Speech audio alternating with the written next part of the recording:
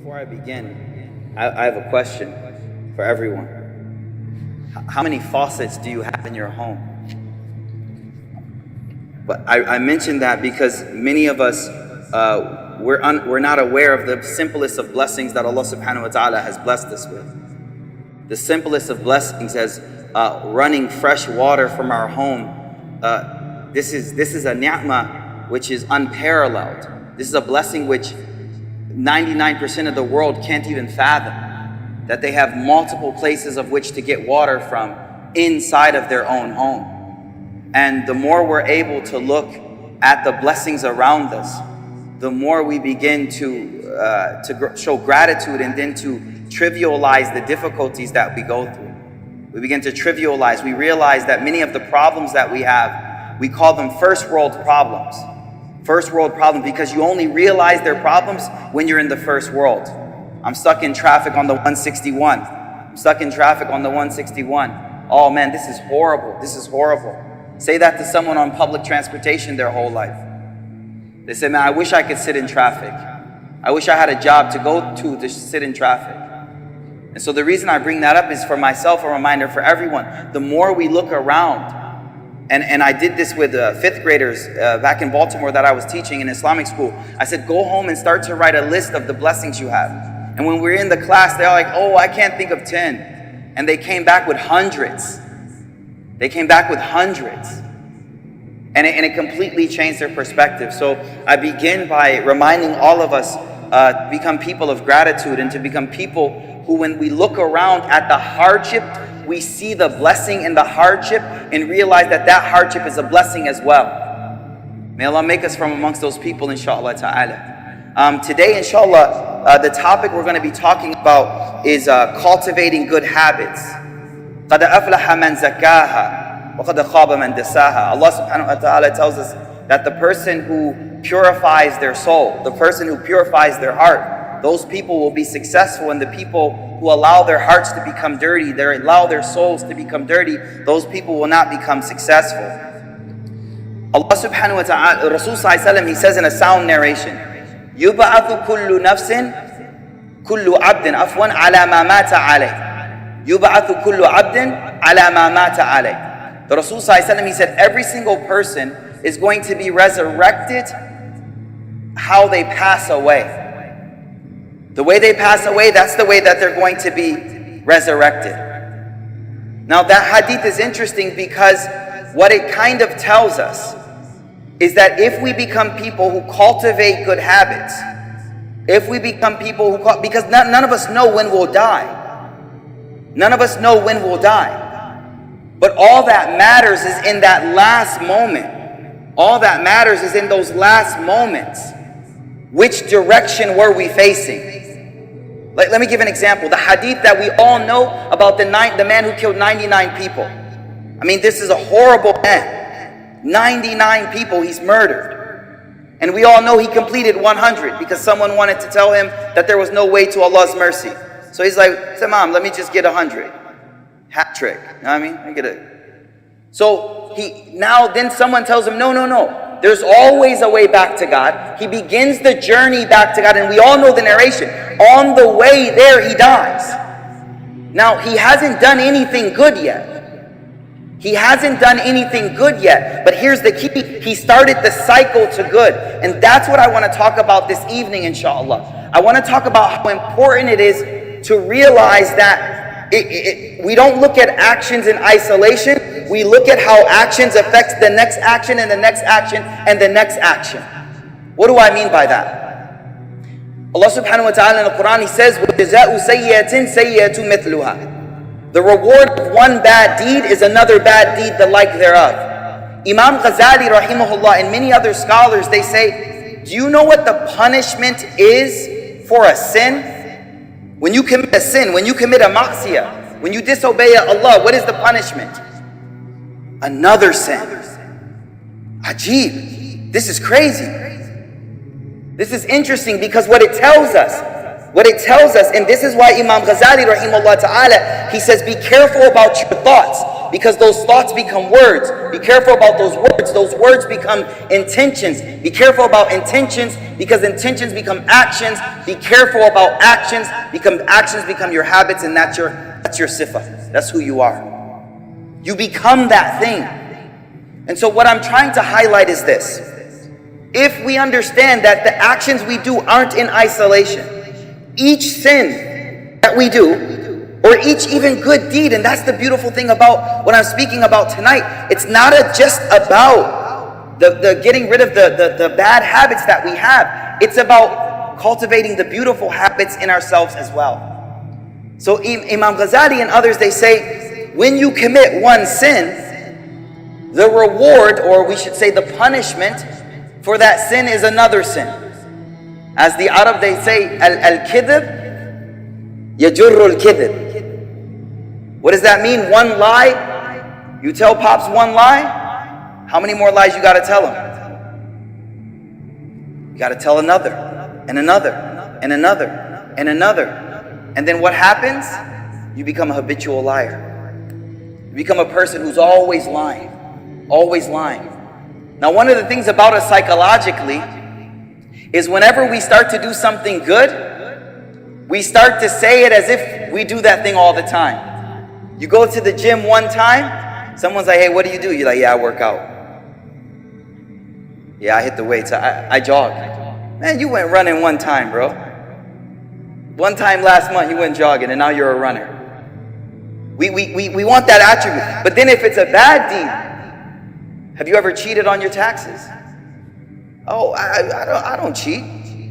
Once in 10 years, maybe I cheated, I lied.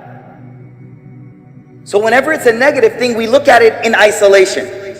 I've only done this sin once. That's not who I am. But whenever it's good things, we look at them as this is who I am. This is me. What I think is important for us to do, is for us, when it comes to the negative qualities that we do, that we think they're one-off. For me, I just listen to my wife. I just listen to her. She'll tell me all the time what I do all the time. Oh, I wake up for tahajjud every day. Yeah, you woke up twice last week, that's it. You got 2 out of 7. That's not all the time. Oh, I'm on keto right now. She's like, no, you're not on keto. You were on keto 3 weeks ago. You're not on keto anymore, bro. Quit fronting. You're not on keto. So she does my tazkiyah, alhamdulillah. You have to find someone to do your tazkiyah, inshallah. But we have to be true to ourselves. And the first way we can do that is this. The person who killed 99 people and eventually died on the way, what he realized is that as long as I break the cycle of the bad habit and I begin the first action towards the good habit, the rest I leave up to Allah. I want to say that again. If I break the cycle of the bad habit, and how do I do that? I stop it and start something new. I turn a different direction. Once I break the cycle of the bad habit, and I begin the turn towards the new, it no longer matters when I die, when I leave the world, because I've already started the journey towards that righteousness. And that's the beautiful thing about not knowing. We don't know when we're going to pass away. If we actually knew, October 28th in the year of 2021, you're going to pass away. Well, you better get everything right before that day. But we don't know. And the beauty about not knowing is that all we're held accountable for is not what we've achieved, but which direction we've turned towards. I'm going to say that again because I think this is the main point I want us to understand about developing good habits and breaking bad habits. It's not about, have I become a person that prays all of my 5 salah every day for the last 10 years? That's not the focus. The focus is today, what did you do? The focus is today. Because just the same way, al-kidhib yajurru al-kidhib, jaza'u sayyatun sayyatu mithlu sayyatin sayyatu mithluha, the same way that the reward for one sin is that you'll be inclined towards another sin, the same way when you do one good deed, guess what? The next good deed becomes a little easier. That first day in the gym is the hardest day. The first day running, I'm going with running with these guys tomorrow, right? Sah, akhi. We're going tomorrow, right? Inshallah. inshallah. So first day is hard, but next Saturday will be easy. Next Saturday will be a little easier. Next Saturday will be a little easier. And what Imam Ghazali says is this: the way we cultivate good habits is in the beginning we use force. We have to force ourselves. We have to push ourselves to those things. And we do it repetitively. But what happens when you do it repetitively and you force yourself? Guess what? You begin to enjoy that thing, and if you don't do it, you miss it. Some of these guys, if they don't go running every Saturday, like, man, I miss my wird, yo. I miss it, yo, I miss it. Let me give an example. Coffee.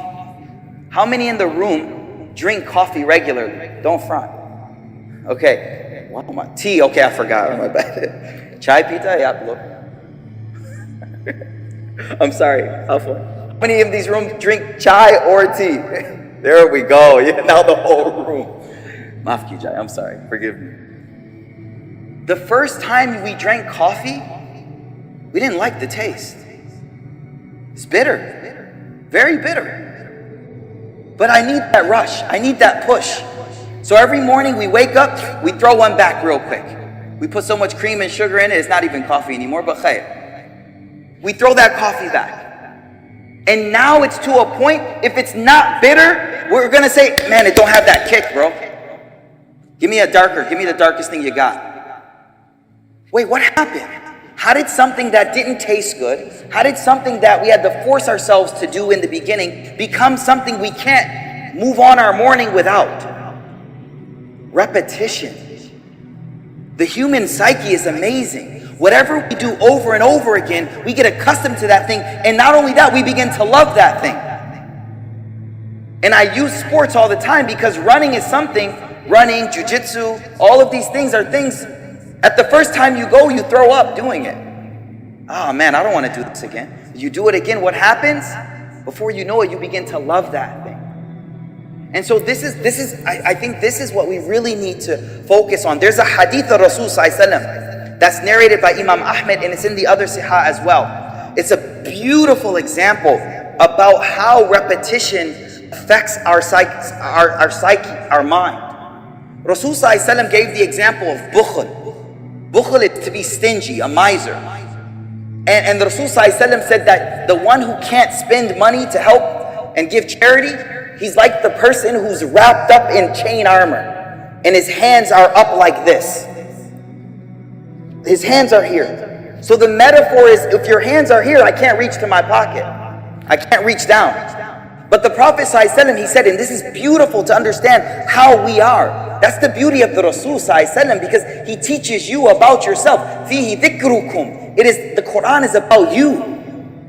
It's a reminder for your own self about who you are. وَفِي أَنفُسِكُمْ فَلَا تُبْصِرُونَ. Within yourselves are signs. So the Rasul ﷺ, he said, imagine this. There's this man. He's wrapped in armor. And so whenever someone asks him to give charity, or ever a moment comes for charity, I can't reach my pocket, bro. I'm sorry. Next month. Next month. The Rasul ﷺ says, so long that he doesn't give, then the armor gets tighter and tighter. What does that mean? وَجَزَاءُ سَيَّةٍ سَيَّةٌ مِثْلُهَا. The more you don't, the more you go with the nafs. And this is the important thing that Imam Ghazali says. I want to highlight really quick. I'll come back to this hadith. But Imam Ghazali, he says about sins.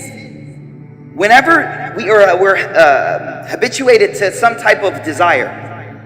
I don't know, you watch Netflix every night. I don't know, something like that, right? You're habituated to something. The nafs tells you that if I do it, I will be satiated. I will be alleviated.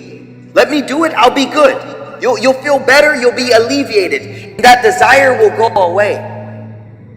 Imam Ghazali says, nah, this is the trick of shaitan. Every time you do it, the desire is weakened, the desire is strengthened. The desire is strengthened. So you're thinking, let me do it, I'll feel relieved. Imam Ghazali, he goes, no, you won't. In fact, it will be quite the opposite. You'll feel more of an urge. I need to do it more. I need to do it more. I need to do it more, until that becomes who you are. So the only way to actually break that cycle is to go against the nafs and tell the nafs, no, I'm not going to give you what you keep asking me for. I'm in control. So the example I've given is of the man who's in armor. right? That hadith. This guy's in armor, so he can't give.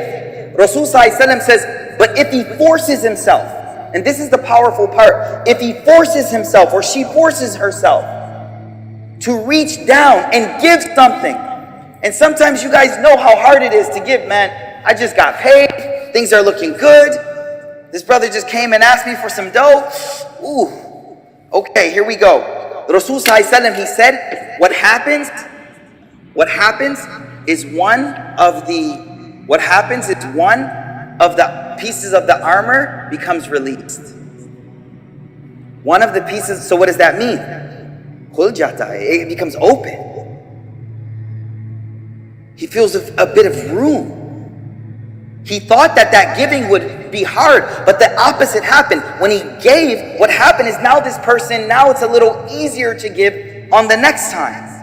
Then Rasulullah ﷺ says, if this person continues to give a little against the nafs, give a little, Rasulullah ﷺ says, all of a sudden, that armor that's on them becomes so loose that it falls to the ground, and now this person can give anytime. Someone's like, and they reach the point, may Allah make us like the Rasul ﷺ. The Rasul ﷺ, he went and he bought a qamis.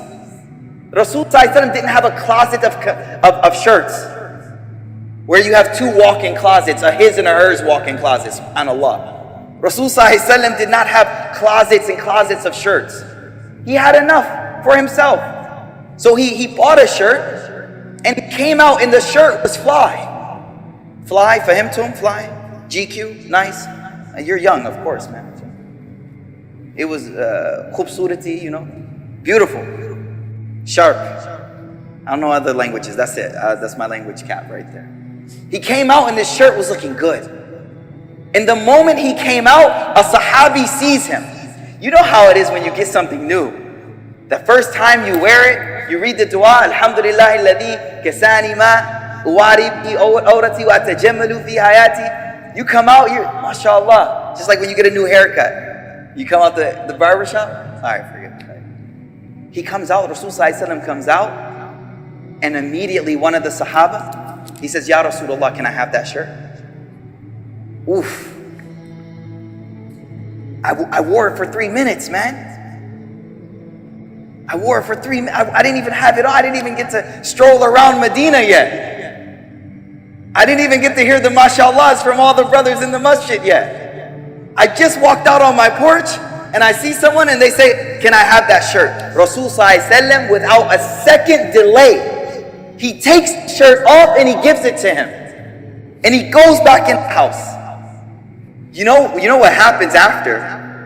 When he goes in the house, what do you think the other Sahaba did to this one Sahabi?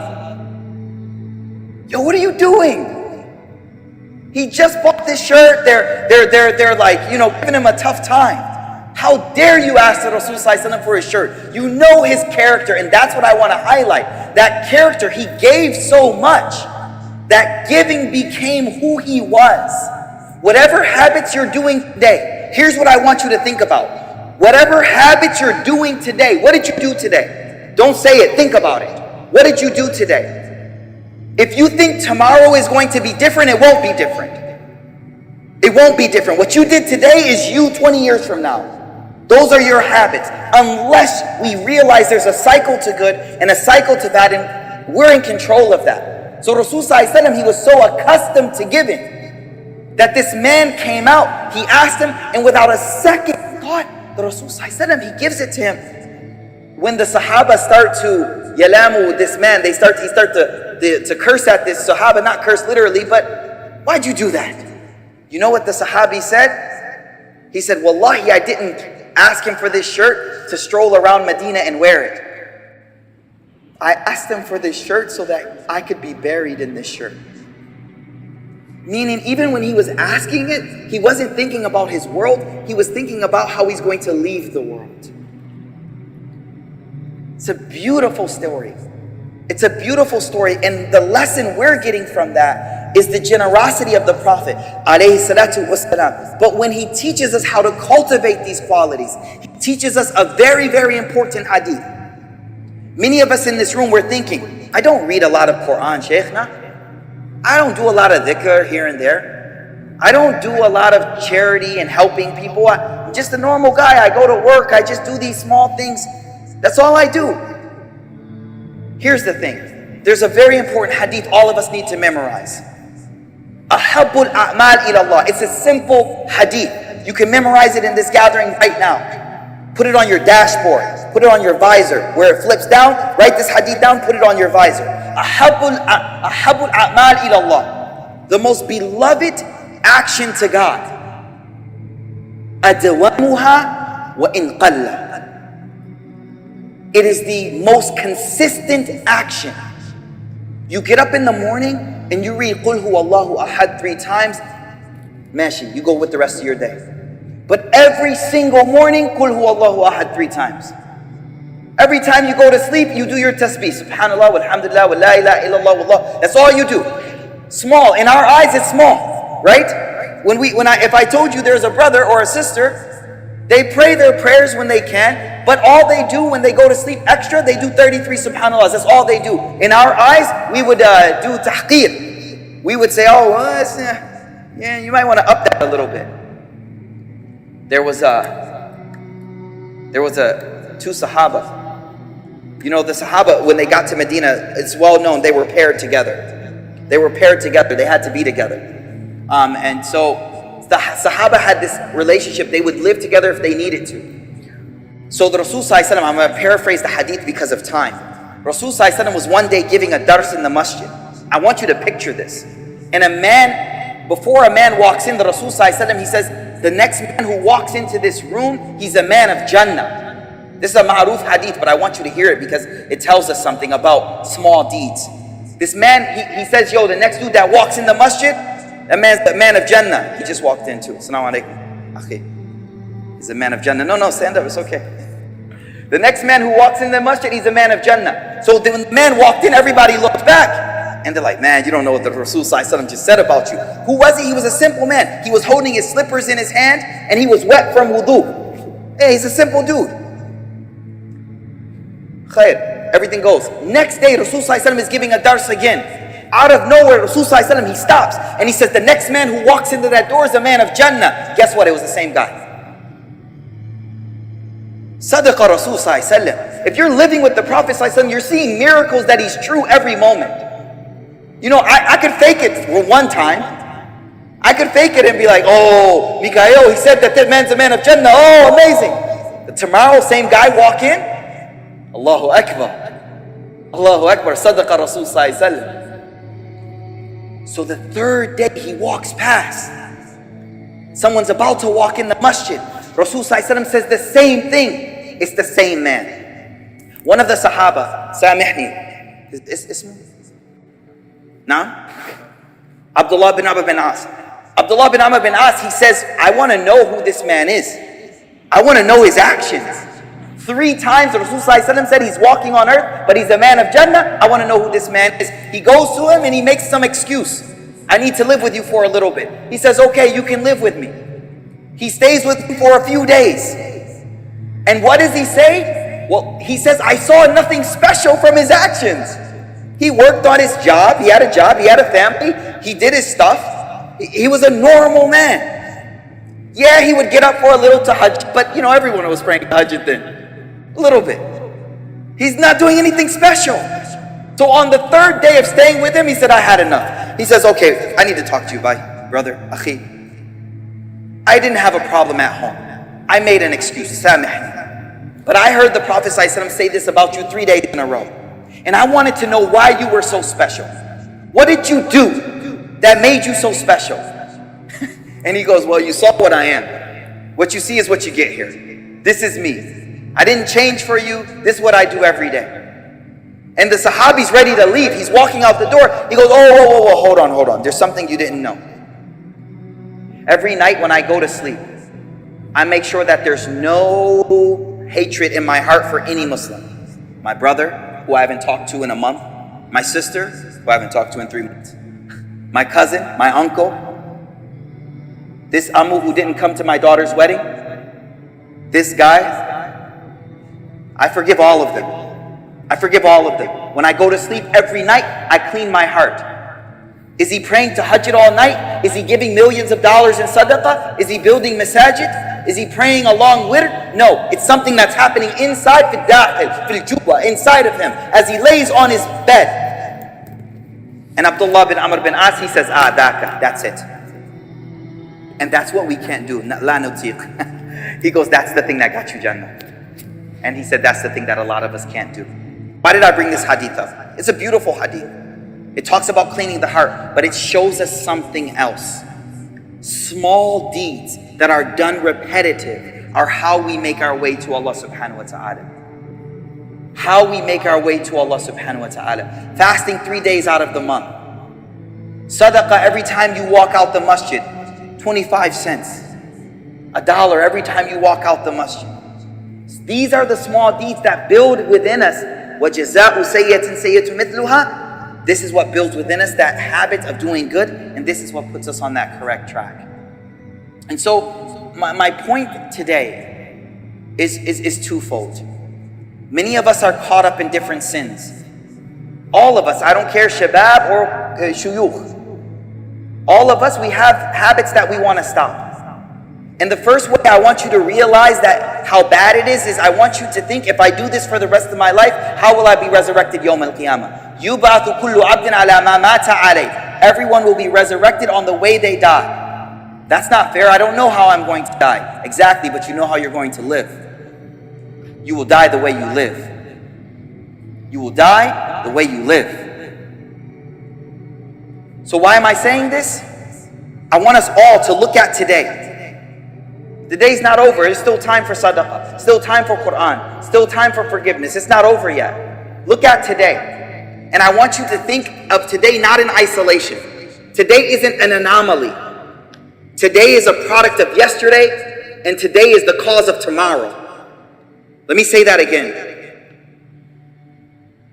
There you go. Jazakallah. I'll just hold it. We're almost done, inshallah. I said I want you to look at today as not an anomaly. Today is not in a vacuum of time and space. Today's a different day. Allah, don't judge me for today. Judge me for tomorrow. Today is a byproduct of yesterday. The good deeds that you cultivated yesterday, they led you to Isha here today. How many people in this masjid, seriously, I don't want to expose, but in your mind think this. How many of you prayed Isha today? Prayed Isha here yesterday too. Don't raise your hand. You don't got to raise your hand. I guaranteed like 80, 85%, 95%. Yesterday's tawfiq to come brought you here today. And guess what? Today coming today will bring you here tomorrow too. Allahu Akbar. The reward of good is good like itself as well. The reward of one good deed is the next good deed that comes to follow. So what am I saying? Sheikh, what am I supposed to do then? Start the good today. Small. Maulana Ashraf Ali Tanwi, he had a student who he was trying to teach to eat less. You know, Rasulullah taught us to eat 1/3 of our stomach. Like, don't eat a lot. Eat enough though. So he had a student, he was trying to help him learn how to eat less. Do you know what he did? He told him to take jabal, ruz.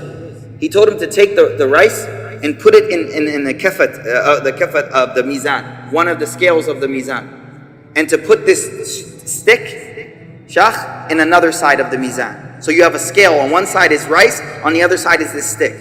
He said, I want you to always use this stick. Don't change this stick. But every day, make sure the rice equals the stick.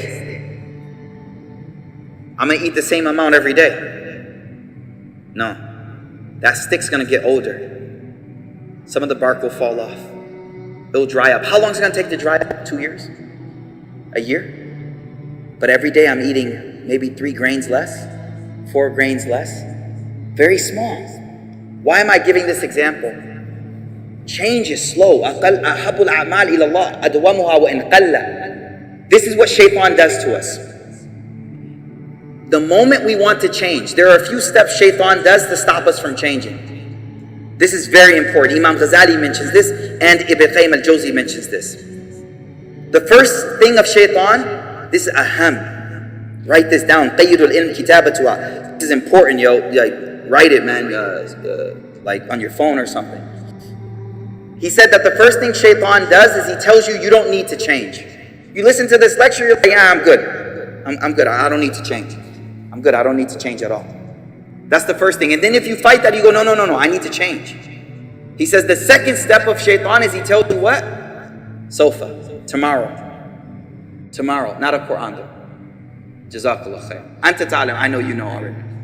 Samihni. Astaghfirullah. Astaghfirullah. Samihni.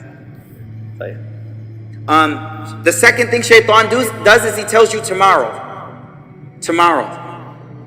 So I'll do it tomorrow. I need to come to Isha. I'll come tomorrow. What happens tomorrow? You never come. So that tells us right now is the only day we have.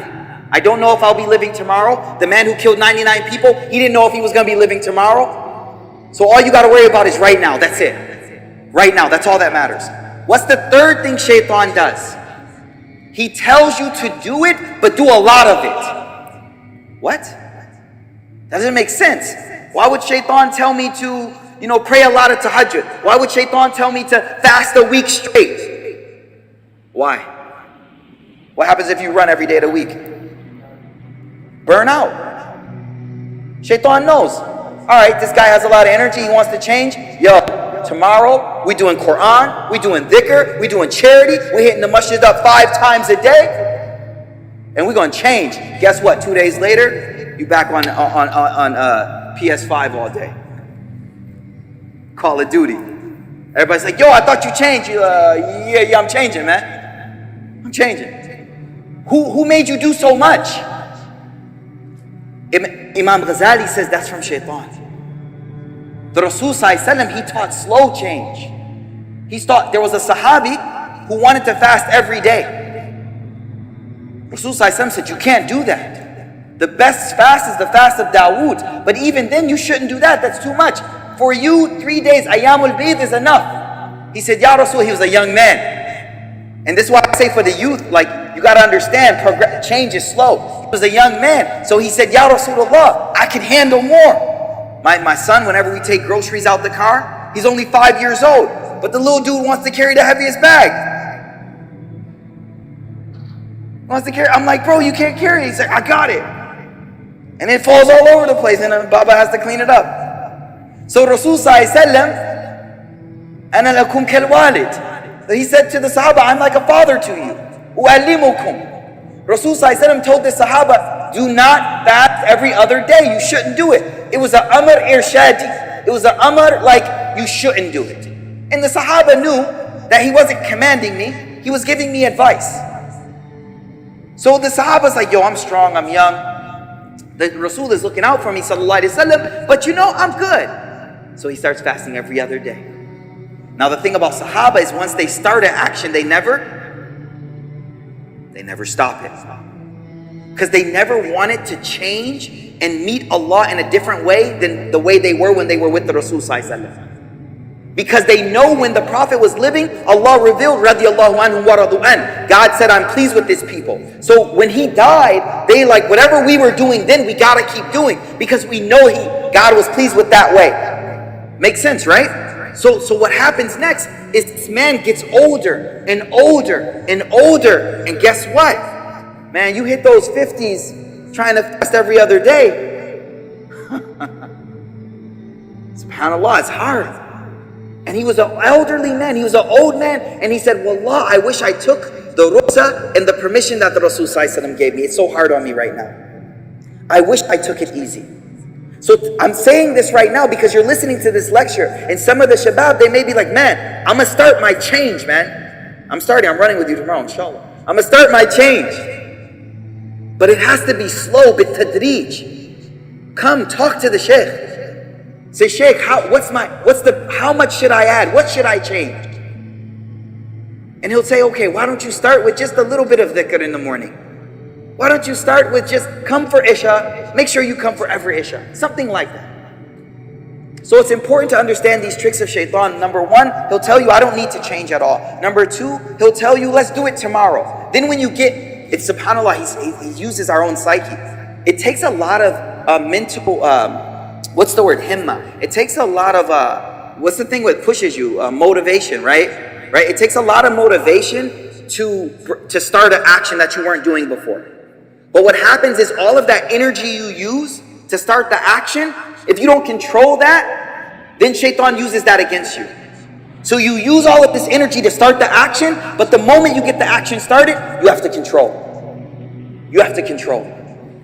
So the reason I'm bringing this up is as we look at starting to change, and as we look at the progress of changing, one good deed at a time, we have to understand not to go overboard. I'm going to narrate one hadith so we understand. One of the main things we need to understand is our bad deeds that we do are not in isolation. They are connected to yesterday and today. So you have to break the cycle. And the good deeds we do also are connected to yesterday and today. So you have to start the cycle and keep the cycle going. I want to narrate one hadith and we'll conclude for today. Rasul said in a sound narration, muttafaq alayh, and Ibn Mas'ud radiyallahu ta'ala an, قال رسول الله صلى الله عليه وآله وصحبه وسلم عليكم بالصدق. Very simple, a universal narration. Rasul says عليكم بالصدق. Hold on tightly to being true. Be true in everything you do. فإن الصدق يهدي إلى البر. Because truthfulness will guide you to righteousness. والبر يهدي إلى الجنة. And that bir will guide you to Jannah. Now this is the part I want us to focus on. Rasul said, وَمَا يَزَالُ الرَّجُلُ يَصْدُقُ وَيَتَحَرَّى الصِّدْقَ حَتَّى يُكْتَبَ عِنْدَ اللَّهِ صِدِّيقًا. Rasul says, a person will continually try to speak the truth, and look for where he can be true, or she can be true, until Allah writes them down as a person who is truthful. Why did I say that? Because the Rasul, he meant how each moment comes together, and then that quality of being a true person becomes who you are. It wasn't one day you woke up, I'm a true person. Rasul says, no, this is a process. Trust the process. One moment at a time. But it's the opposite is true too. Rasul he said, وَإِيَّاكُمْ وَالْكِذِبِ فإن الكذب يهدي إلى الفجور والفجور يهدي إلى النار. Lying will lead you to indecency, and decency will lead you to the fire. And here's the part that I want us to understand. No action is in isolation or in a vacuum. Rasul he said what? He said وَمَا يَزَالُ الرَّجُلُ أَوْ مَرْأَةٌ. A person will continually lie.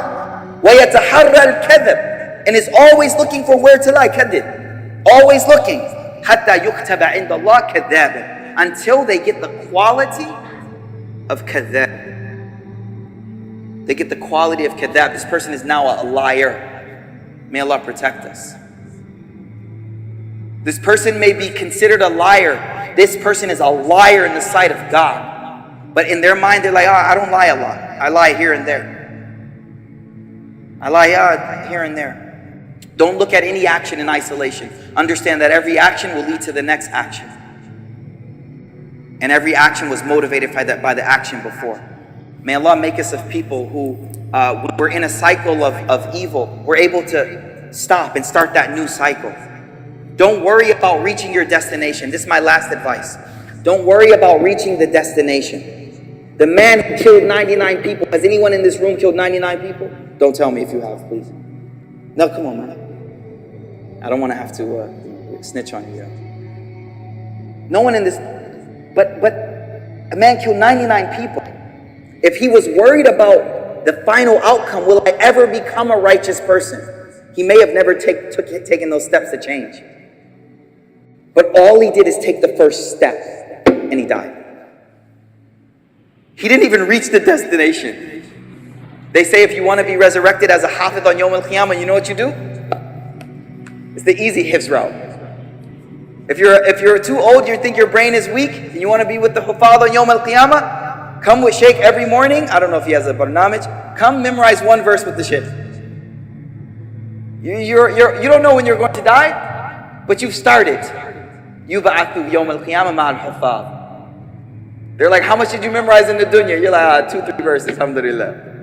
How are you with us? I was on the pathway. God can't judge us by, oh, you didn't finish by this deadline, because we don't know the deadline. Allah only judges us by where we were headed to.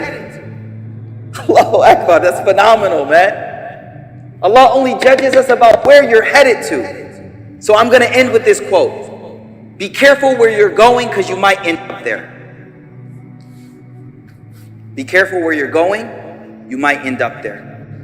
May Allah give us tawfiq.